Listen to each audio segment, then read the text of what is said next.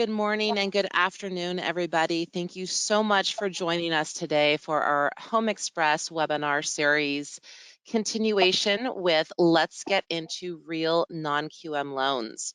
We're super excited to have you here today. First, I'd like to read our disclaimer. The content of this presentation is proprietary and confidential information of Home Express Mortgage Corp. It is not intended to be distributed to third parties not participating in this webinar without the written consent of Home Express Mortgage Corp. And we thank you for your support. We'll take a quick look at our agenda today. We're going to take a look at getting into real non-QM loans by showing you how to structure and solution your non-QM loans. And as always, you will all receive a copy of this PowerPoint after the meeting. Again, I'd like to take a quick moment and thank our presenters and panelists today. David Greider, our SVP of Wholesale Lending. Again, my name is Andrea Formato. I'm the Sales Training Manager.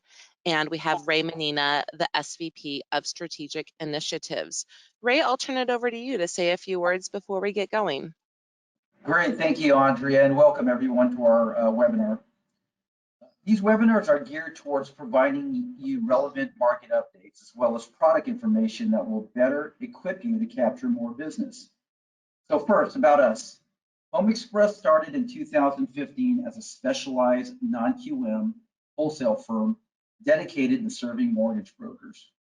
The company was founded by seasoned executives who truly understand non-traditional loans and are committed to serving borrowers and investors who may have unique situations that prevent them from qualifying for a traditional loan. We're proud of our evolution from a humble startup company to one of the top non-QM firms nationwide. Much of this growth is attributed to market demand for non-traditional products. However, we've also accelerated to the top of our peer group because of our no-nonsense underwriting approach, our industry-leading pull-through ratio, and our enterprise-wide focus on speed, ease, and convenience. Today, our presenter will be David Greider, who's our SVP of Wholesale Lending. He'll walk you through some of the unique characteristics of non-QM. So let's get into real non-QM loans. Without further ado, David Greider. Thank you, Ray. Thanks everyone for attending. As we know, as I'm looking at the market today and the rate movement, everything going, I know this was probably not the most ideal time for you to get on the call, but I think it probably is. When I look at the non-QM kind of segment of the mortgage industry and how that's growing, it's more of a needs-based product. And what I mean by needs-based, most of our loans are just, I look right at them, they're either cash out refinances or purchases. They've never been traditionally the rate and term. And that is critical as we're moving forward here, where families have needs. And if they get turned down from traditional sources through agency or their local bank, where do they go? And they turn to the non-QM segment. So with that, I'm going to look at our webinar series, kind of why it leads up to this particular webinar that we're going to go over. This one's going to be a little more lengthy. And please, if you've got questions on scenarios, go and put it in the chat box, and we'll address those at the end here. So our webinar series began with non-QM made easy, turn a no into a yes. Really what it was is going back in time. I've been in non-QM since early 2015, when Dodd-Frank came out with some of the rules of that. And the guidelines were tougher because there wasn't a track record for it. We had to establish what non-QMs look like, how they perform over time to get acceptance with the bondholders and our broker base out there, that this was, this is way different from what it was in 04, 05. And so I got to go through that. So guidelines have really got more user-friendly and able to close more loans faster. Then I looked in how to source non-QM borrowers, right? What do they look like? Self-employed, small to medium-sized investors, right? That are buying non-owner occupied properties. And where do you go to get those, right? CPAs, real estate agents, you get turn downs from the bank, so your referral source, social media, all those type of things. Okay, so now the no one in December was great. Now I got the self-employed borrower, great credit, got great assets, but what are the options for them, right? And we went through maybe 15, 16 different options for the self-employed borrower to to get that ATR completed, right? Whether it's 12-month bank statements, P&L only, asset programs, and we have a lot of options for that. The next we went into more into what to look for in a non-QM lender, right? And that is important. That one thing, you know, if I go through hiring new account executives or operations staff, the one thing we have being at its infancy in 2015 to 2022 is time. We've got it down of a system to get these loans closed for it, proper guidelines.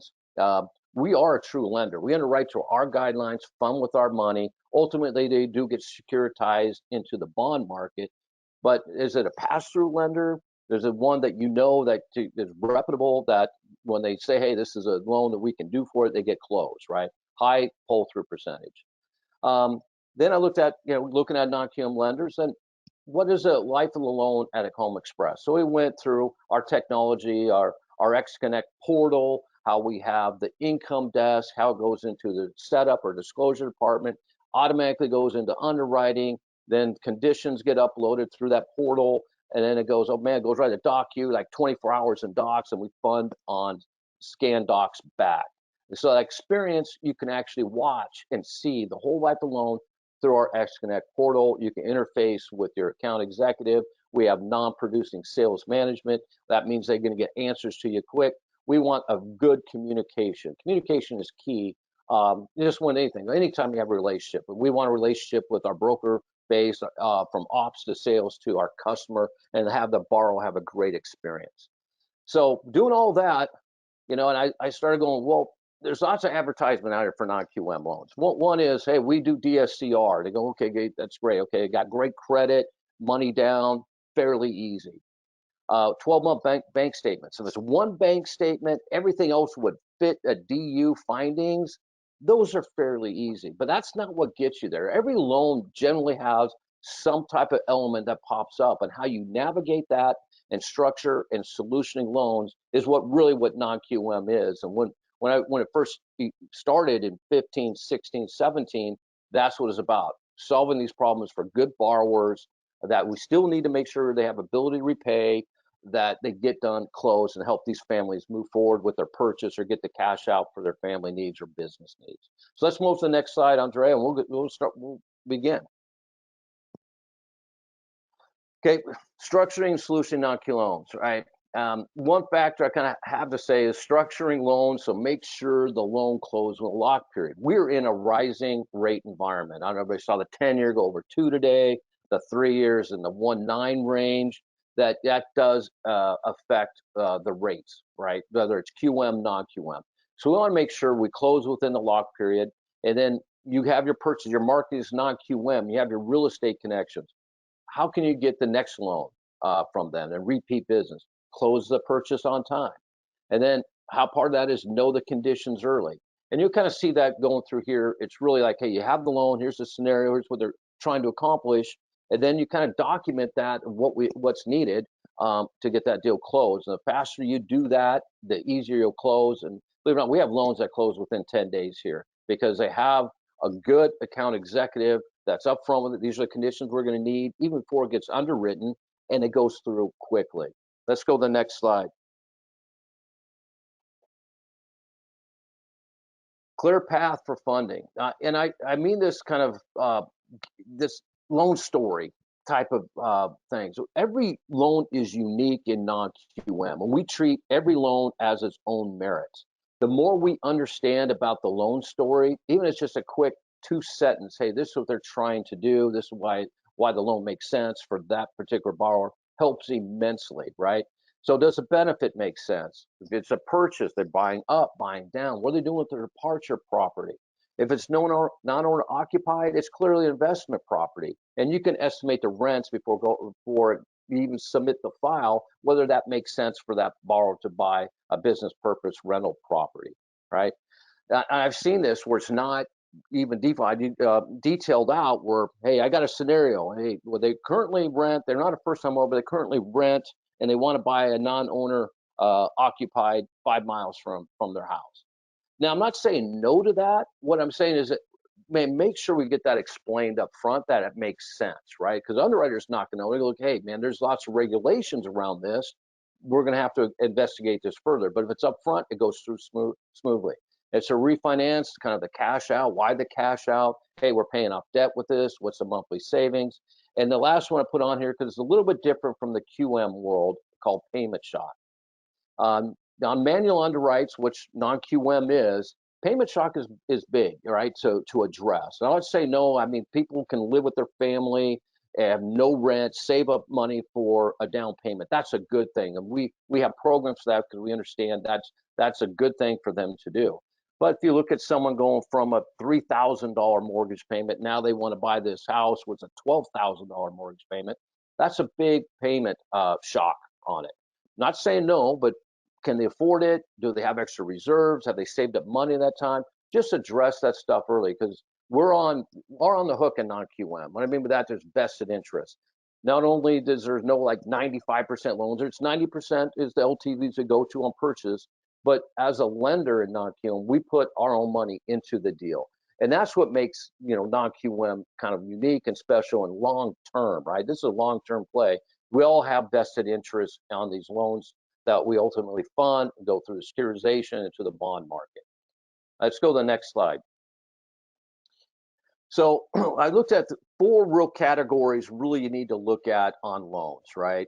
Because most conditions, whether you're QM or non-QM, are exactly the same. You're going to need HOI. I'm going to need the prelim with clear title, right? I'm going to need the closing protection letter. So kind of put all aside, some of these conditions are the same too, but it might be a little different. It goes to non-QM and how you navigate it. And this is going to get the real of how to structure loans. And when a loan maybe comes up, hey, coming up with a DTI going over 50, how to deal with that. And there's so many options in non-QM to get that to the next hurdle to keep that deal going down the path of funding. So we're going to look at income. And income that covers a lot of different ways to look at it. Then we're going to look at credit, some housing events, right? And housing history, property and appraisals, right? This is kind of unique here too, because most of the, Fannie Mae or agency lenders, hey, you got the AMC appraisal gets signed off pretty quickly. Well, we look a little bit more on the property. That's one area we might be a little more sensitive to, but we have options. Since we're a true lender, you're going to be surprised how we can look at different things. Then we're going to look at assets and reserves and funds to close. I don't know how many times when I go down to the home office, I'm located in Northern California. I go down once a week down to Southern California, one week a month in Southern California, and I deliberately sit by the funders, right? There is a funders section. And here's the deal. We got this great loan. It's a purchase. They want to close on time. And when the underwriter already cleared the funds to close from bank account XYZ, and then the borrower deposits money from bank account ABC. Okay, so not that we don't clear it, it's just now it's got to go back to the underwriter. We would have funded that loan. So knowing stuff up front is very, very important, right? So let's go look at these 4 items here. Structuring non-Q loans income. Now, again, I already talked about the most common is the 12 months business bank statements. Those are fairly easy. If that's where it is and it qualifies, great. Let's just move forward. But what if they have multiple streams? On one of my slides, I talked about webinar series. We talked about self-employed and the gig economies and all this stuff going. And in 2019, from the Bureau of Labor Statistics, nearly 50% of those that are paying taxes filed a Schedule C. So there is multiple streams, even if you don't kind of recognize where it is. Oh, it's just a side business, that kind of stuff. That stuff can be used. We allow multiple businesses for our borrowers to come in. So when you're taking an application, getting a loan story, that's something you might need later on. And I was talking to one of our regional sales managers. Hey, he went through this of the business, but I also have this one. He was short on one, but he already had it backed up. Here's the 12 months of this business. Clears the condition, going down and getting that deal funded. Other thing is net rents, right? I've looked at a lot of Schedule E's in my lifetime, and that's one area I know borrowers kind of look at, hey, I think I can get my tax liability lower. Yep, and they do, right? But we don't have to go that way. We can use lease agreements in lieu of Schedule E, apply the vacancy expense factor to it, and we aggregate all the rental properties into one number. And what this does is help out the DTI than have them separate. So the net rents would be the aggregate of the rental properties. Helps out a lot. Also got this in there. One borrower self-employed, one W-2. Perfect. That is fine by us. So if my wife is self-employed and I'm W-2, we can take both those incomes. And then other thing too is what score do you use on, on ownership of a business? Husband, wife own the business. How do we look at that? When 50-50 ownership, we qualify with the higher score for program and rate. We want both those borrowers on. We know that and we need their income probably for it. So we decided, since we're on our guidelines, we're going to use the higher score on 50-50 ownership. And then again, I put on here 1-year tax returns. I think this is big in 2022 because 2020 self-employed borrowers are probably trying to figure stuff out with COVID and stuff that happened. Probably 2020 was not a great year on their tax return. I bet you in 2021, when they're filing their tax returns now, is pretty good. You might be able to qualify a lot more borrowers going with the 1-year tax returns. Again, K1, 1099s. We have programs for less than 2 years self-employed, minimum 1 year. We're okay with short-term rental income. And I always put down this Venmo, PayPal type of et cetera, because businesses run a lot of different ways of how to get their gross receipts, right? How do you want to pay me, right? There's the Venmo, they send it over, then it goes into their business account. That is fine. You got to look at, when we look at business bank statements, 1099s, all we're trying to do is ascertain what is the gross receipts of this business, apply expense factor to it to get what their income can be for their loan, right? And you'll see a lot of different accounting methods out there. This is just a sample of some. It'd take all day to go through all this stuff, but just let you know, you don't have to be an expert. Just tell us the loan story, what income streams they have, or what can we use. Our account executives will go through that and structure your loan to get that deal closed and funded for you. So that's a little bit on the income. Let's go to the next category. Credit. And I look and I just put credit. I mean, we can talk about FICO score and just kind of sum it up. I've been doing loans for a long time. Yeah, if everybody saw my haircut, you saw that big. Yeah, I probably have been doing a long time. But I look at credit files through things. There's probably borrowers I think are better mortgage credit risk at a 600 score than a 760, right? There's something called Credit Repair that's been out there in the market for a long time. Do a great job, a great service, right? They really do. But I go in depth on that. I go, what's their housing history? What's their length and time of the credit? What's their high limits? How they pay their cars? There's a lot of things that kind of determine a kind of a credit risk. When you do a manual underwrite, that's something you look at. But we can look at, again, we're tradable files, so we have to go by a FICO score by the rating agencies. But we can look at life events, right? We have programs for all life events, 1 day out of bankruptcy. Yep, score might not be to qualify, but that can be there. Then we're going to address some business debt. So we use a primary earnings score for the rate and LTV for that program. So that's an important thing. We're going to talk about 50-50, the highest of the two scores, what we use. Chapter 13s, we look more favorable on Chapter 13s if they discharged. We'll use the filing date for seasoning. If it's 7 or 11, yeah, we're going to use the discharge date. But everybody goes ask me why? Why? Then I go down the short sale, deed and lose, less seasoning. If a borrower addresses their problem, fixes it, and is upfront with the mortgage company to deal with that, and they make payments after that, and they did what was right at that time versus ignoring it, that's a better credit risk, right? We have programs for mortgage lates, including 90-day lates. And you say, well, how is that a good loan? I'm not saying it is, but we have programs for it. And I'll give you an example of one last month that came in. It was a couple that went through a divorce. They're disputing who's going to pay the mortgage payment. Folio had a 90-day late because no one wanted to pay it. Paid it current after that, problem resolved. They moved out, rent history for the last 6 months was great. All right, perfect. They had the money down, ATR's there, had a blip in life, and they needed to move forward with their family. That's what we're here for. Modifications, forbearance. I want to just cover this a little bit because if it's a forbearance due to COVID, we follow Fannie Mae rules. but that is kind of, as the time's moved on, don't see many of those. Might have had a modification, as long as they paid the modification as agreed the last 12 months. That's it. That's all we look at. Then I'm looking at this debt situation, right? Again, we have this expense factor we apply to the gross receipts of the business that we come up with. But in that, and I've seen this, well, the borrower car payment that's on their credit is actually paid by the business. So you really kind of double dip in that debt on them, right? We can remove that debt from that DTI calculation with proof of 6 months paid by the business. And so these are just some of these little, I'm not calling them tricks, it's reality what it is, but we train our AEs to look at this to help you close more loans, even if you don't realize, hey, that's a great loan to close. AE behind the scene and our ops staff are doing this, trying to find ways to make sure that loan keeps on going down and gets funded. So we'll go to the next screen here. Property appraisals, right? I get these questions all the time because I handle a lot of these questions is coming in from the US all over.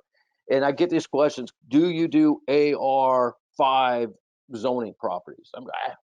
That's something I won't even look up, right? I'm telling you why I don't look up. It's not how I look at loans. I look at loans, is the property legal and marketable? And use the highest and best use concept, right? So if a property is legal and marketable, right, and has good marketability, probably going to get done here, right? More times than not. And that's really kind of how you look at it. It's more of a common sense approach. And I'm going to talk a little about suburban versus rural, right? This is one thing as a true lender, we can make the call and do make the call. Remember, there's 3 boxes that appraiser can check. They can check urban, suburban, or rural.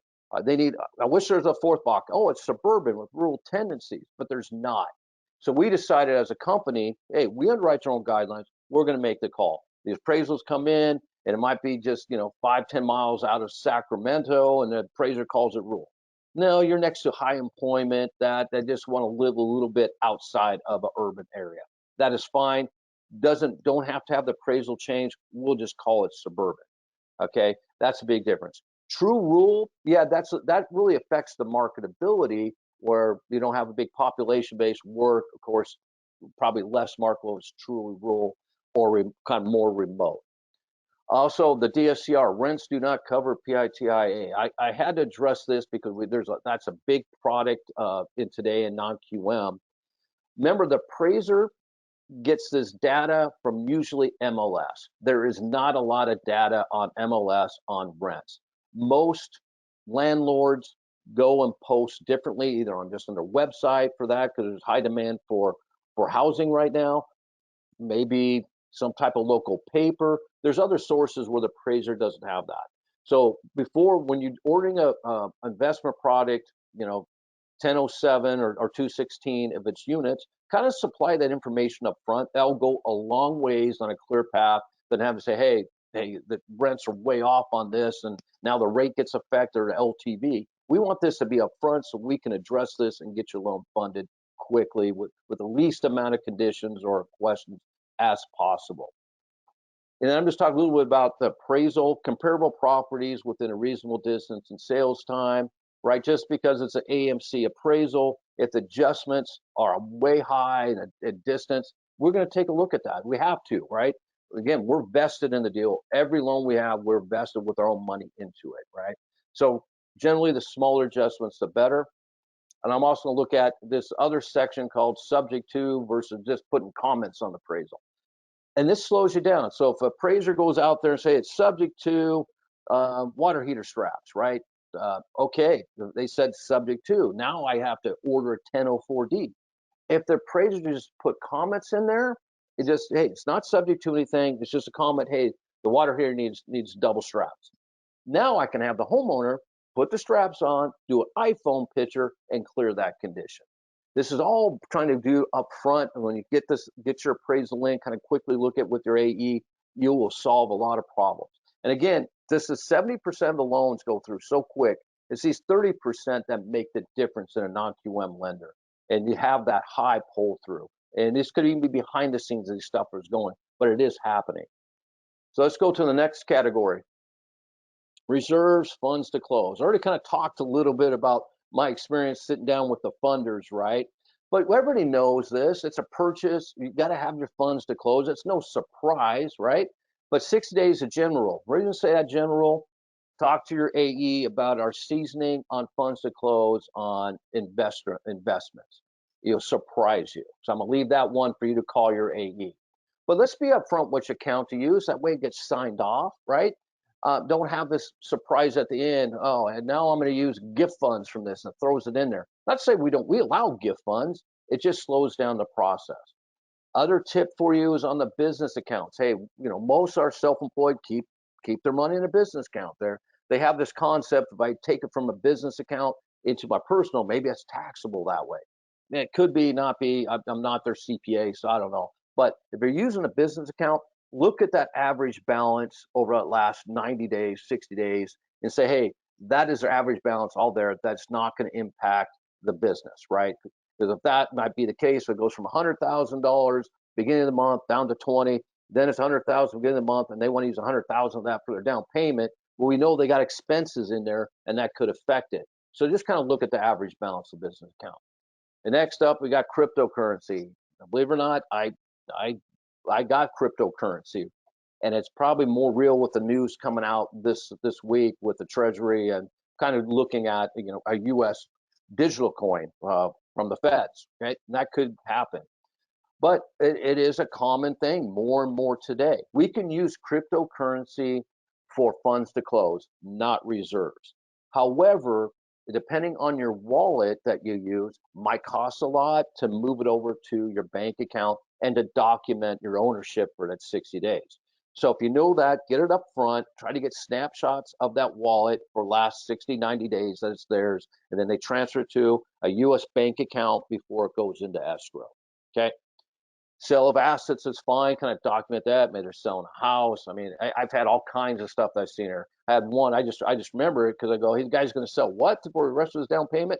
A pair of Michael Jordan Nike shoes, and it went for a lot of money. I'm going, oh, wow, okay, that's fine too. We just need to document, the bill of sale, that kind of stuff, the transaction, kind of source that. But that is fine. Proceeds from loans. This is one that's popped up at the end of these closings. It would be better to have it up front. Hey, I'm getting a loan. I'm gonna use a line of credit from this property for that. That's all good. It's all fine to do. But now we have to go back to the underwriter and say, what is the terms? Does it still fit DTI? So these are all forms that are great to use. And we want this. The sooner you know it's up front when this happens on your conversation with your borrower to your AE, they go really smooth through, and you're going to have a great experience with us. And these are all the things that we do behind the scenes, trying to get your loan to close within that lock period in a rising rate, and get you repeat business from a real estate agent because of the service you provided, right? And you closing that purchase on time. Okay, Andrea. We're going to go to compensating factors. Remember, we said this is, we're a make sense lender. We make exceptions. So I'm just going to give you some categories of compensating factors that what we look at. LTV, right? That's lower risk, right? They put a lot of money down, or it's a lower LTV. That's a better risk on the file. Plenty of reserves, right? Why is reserves important, right? So if you have a borrower with no reserves and something happens, something medical, car accident, whatever, how are they going to make their mortgage payment if they have no reserves? So that's a big one on a compensating factor, right? We have programs with no reserves. We have that. We understand circumstances. They still pay well. But if you have reserves, it's easier to make an exception. Stability of employment, that's length of employment, that industry, those types of things. The longer they've been doing business, right? If they've been self-employed for 10 years, is a better risk than somebody's been self-employed for 2 years, right? They're more stable. Marketability of the property, that helps. Credit history, housing payment record. I got down here payment shock, low DTI. All these are compensating factors, how you present it. Hey, we only can go to 75 LTV, but you need 80. Document this stuff. Most likely, we will make that loan for you, right? At 80% purchase, even though it might only qualify for 75. We're here to close more loans, right? This is what we do. We don't sell pizzas. We don't do anything else, but we're a wholesale lender dedicated to our partners out there to close their loan. I think we'll pass it on to Ray next. Oh, panel questions. Oh, this Actually, is great. before we do that, you're not off the hook yet. We have a couple questions, David. So I'm just going to start with this. This is a good one. How has the Russian-Ukraine ongoing world event affected the non-QM capital market liquidity? A lot, a little, or not at all? I think it is affecting us. So you're going to look at inflation, right? For one, because of the commodities, oil, and those type of things throughout the globe. Even today, we've seen a spike in the treasury yields. So I think overall, it's going to affect the rates as we're going forward this year. Our product in non-QM is well liked. It is needed. It is wanted on Wall Street. So the fact that the programs aren't going to go away, it might affect the rate and transition in rates, and you see that on the prime side as well, or agency or government side. So it affects us more of the rate issue. Could have some liquidity. We're well capitalized. We're here long run. No issues there. If you're not well capitalized and you didn't manage your business properly, it could affect some other lenders. Very good. Thank you. Here's another one. Does a first-time home buyer have to have a recent 12-month housing history? And what is the highest LTV if they do not? Great question, because I love first-time home buyers. We're all there at one point or the other, right? Mhm. Okay, I said, that's not necessarily a requirement. We like to see housing history, but we understand that there's a decision made, and it's a good financial decision. Say, hey, I'm going to live with my parents for a year or even 2 years and save that money up. So the highest LTV we can go on that is 90%. Now, will we look at, hey, did they save money? What did they do during this 2 years, right? Or a year? Did they save their money for the down payment? Or did they rack up all kinds of credit card debt and car payments and it's all gift funds? That might be a different risk. But if someone takes care of their finances properly, we're going to reward them and understand that's a good risk. Awesome. Thank you. What is the best way to prove rental history?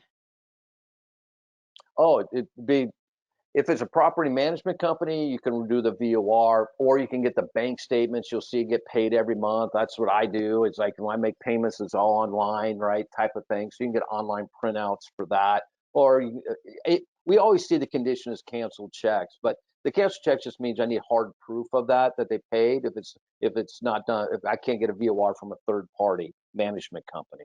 But those are all kinds of ways you can do it. If I've seen Venmo payments. So if they're the Venmo account, that's where they go. That's fine. We're just documenting how they pay it. Awesome. Thank you. Just a couple more. Do we allow borrowers with multiple bank statements to qualify? Yes. Okay. So it's kind of a twofold on the question. One, multiple bank statements, multiple businesses. That's fine. So I got business A and I have business B. I could go 12 months each one. That's fine. Apply expense factor. And that's the total income you could add together from that source. Sometimes businesses have a lot of different accounts where they deposit money from one source of how they get their grocery receipts from another. For example, one might be credit cards, right? So they have one account that's mainly for the credit card receipts. They have another account for checks. Great. Let's just document and understand. That's perfectly fine. We're just trying to get it to ascertain how they get their grocery receipts and get their revenue in, and then we can document it and it makes sense. That's perfectly fine. But if you have a whole bunch of multiple bank statements, a bunch of transfers going back and forth, those are more challenging. Not saying no to that either. It's one that you just have to look at what we're trying to ascertain.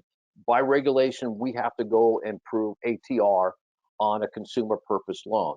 And so we have to do that and ask questions. So this is a great question. And I mean, I'd love to see that scenario sent over to me, what you have, and I can take a look at that for you.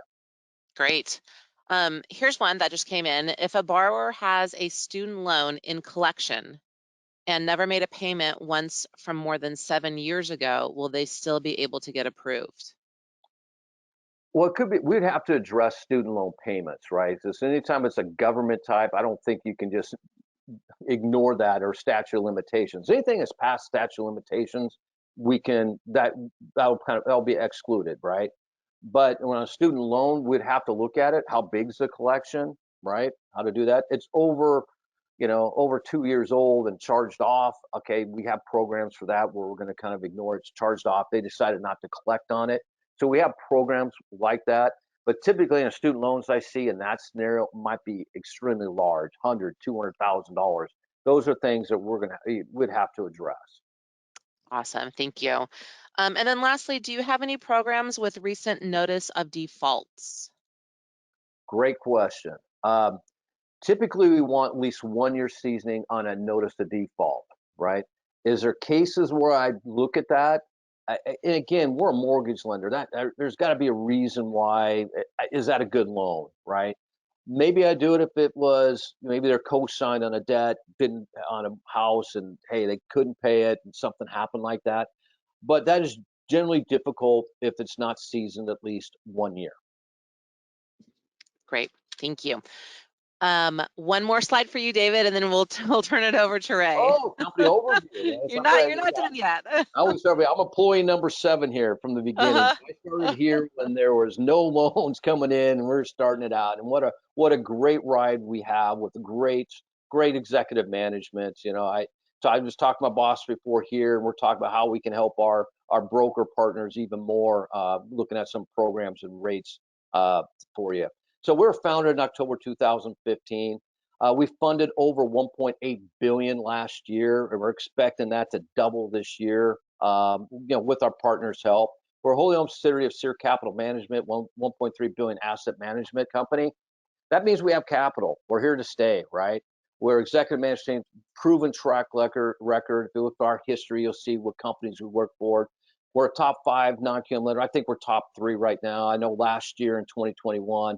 We were the leading wholesale loan trader on Wall Street.